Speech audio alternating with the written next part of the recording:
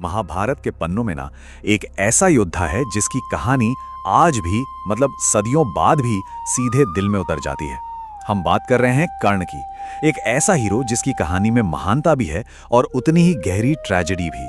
चलिए आज उसके जीवन के कुछ अनछुए पहलुओं को समझते हैं। यही तो कर्ण के जीवन का सबसे बड़ा पैराडॉक्स है ना? सोचिए, एक ऐसा वॉरियर जो दुनिया जीत सकता था पर जिसे किस्मत ने हर कदम पर सिर्फ और सिर्फ श्राप दिए। तो चलिए इस उलझी हुई कहानी को सुलझाना शुरू करते हैं। हम खास तौर पर उन दो श्रापों को देखेंगे जिन्होंने कर्ण की किस्मत पर मानो एक पक्की मुहर लगा दी थी। बस दो ऐसे पल जिन्होंने उसकी पूरी जिंदगी की कहानी लिख दी, और वो भी उसके पैदा होने के बहुत बाद। तो कहानी का पहला मोड़ आता है एक ऐसी गलती से जो अनजाने में हुई थी, और यहीं से शुरू हुआ पहले श्राप का सिलसिला जिसने कर्ण के दुखद रास्ते की नींव रख दी। देखिए, उसकी पहली बदकिस्मती शुरू हुई एक एक्सीडेंट से, एक ऐसी भूल जो उसने जानबूझकर नहीं की लेकिन जिसका नतीजा बहुत ही भयानक था और जिससे वो चाहकर भी बच नहीं सकता था। अब यहाँ पर जो बात गौर करने वाली है वो ये है कि कैसे एक अनजाने में हुई गलती ने एक ऐसा चेन रिएक्शन शुरू कर दिया जिसे रोकना नामुमकिन था।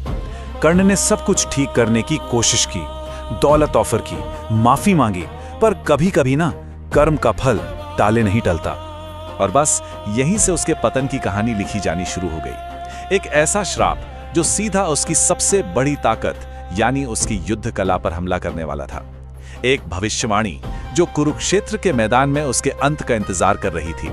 अगर पहला श्राप एक दुर्घटना थी ना, तो दूसरा श्राप कहीं ना कहीं उसकी अपनी महत्वाकांक्षा का नतीजा था, और ये श्राप मिला उसे अपने ही गुरु से, महान योद्धा ऋषि परशुराम से। देखिए, कर्ण अपनी पहचान से ऊपर उठना चाहता था, दुनिया को दिखाना चाहता था कि वो किसी से कम नहीं, और इसी जिद ने उसे धोखे के रास्ते पर चलने के लिए मजबूर कर दिया। उसने ज्ञान पाने के लिए एक झूठ बोला, लेकिन उस एक झूठ की कीमत उसे बहुत भारी पड़ने वाली थी। और ये कोई मामूली विद्या नहीं थी, ये था ब्रह्मास्त्र, मतलब परम अस्त्र, एक ऐसी शक्ति जो अकेले ही पूरी लड़ाई का रुख पलट सकती थी, अजेय होने की गारंटी।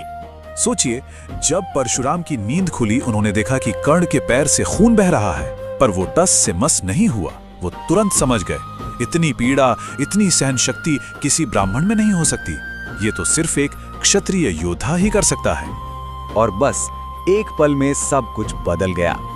कर्ण की जो सबसे बड़ी ताकत थी वही उसकी सबसे बड़ी कमजोरी बन गई। वो ब्रह्मास्त्र जिसके लिए उसने इतना बड़ा झूठ बोला, अब उसके किसी काम का नहीं रहा। तो अब सीधे चलते हैं कुरुक्षेत्र के मैदान में, वो जगह जहां ये दोनों श्राप एक साथ उसके जीवन के सबसे जरूरी पल में सच साबित हुए और उसकी किस्मत पर ताला लगा दिया। ये देखिए कि किस भयानक सटीकता के साथ किस्मत ने अपना खेल खेला। एक एक करके उसके सारे हथियार बेकार हो गए। पहले ब्राह्मण का श्राप सच हुआ, रथ का पहिया धंस गया, और ठीक उसी लाचार पल में जब उसे ब्रह्मास्त्र की सबसे ज्यादा जरूरत थी, परशुराम का श्राप भी सच हो गया। पूरी तरह से लाचार और बेबस उसने युद्ध के नियमों का वास्ता दिया, धर्म की दुहाई दी, उसने फेयरनेस की, न्याय की एक आखिरी उम्मीद भरी गुहार लगाई। और ये वो पल है जहां दो अलग अलग तरह के न्याय का टकराव होता है। एक तरफ कर्ण है जो युद्ध के नियमों की बात कर रहा है, और दूसरी तरफ है कृष्ण जो उसे उसके पिछले कर्मों का आईना दिखा रहे हैं। तो यहीं आकर कर्ण की कहानी सिर्फ एक युद्ध की कहानी नहीं रह जाती, बल्कि एक बहुत ही गहरा सवाल बन जाती है। चलिए इस बहस के दोनों पहलुओं का समझने की कोशिश करते हैं। ये एक ऐसा सवाल है जिस पर आज भी लोग बात करते हैं, क्या ये न्याय था या सिर्फ किस्मत का क्रूर मजाक? तो देखिए, एक तरफ तर्क है कर्म का, उसने अधर्म का साथ दिया, गलत कामों में हिस्सेदार बना तो उसे सजा मिली।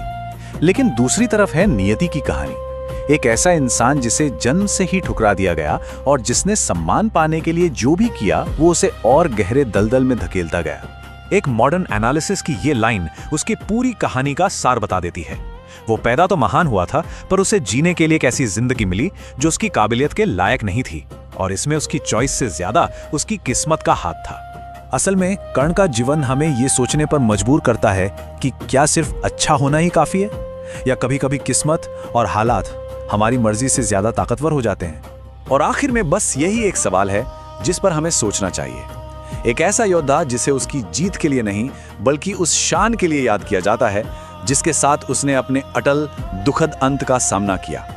वीरता का प्रतीक, लेकिन भाग्य का शिकार।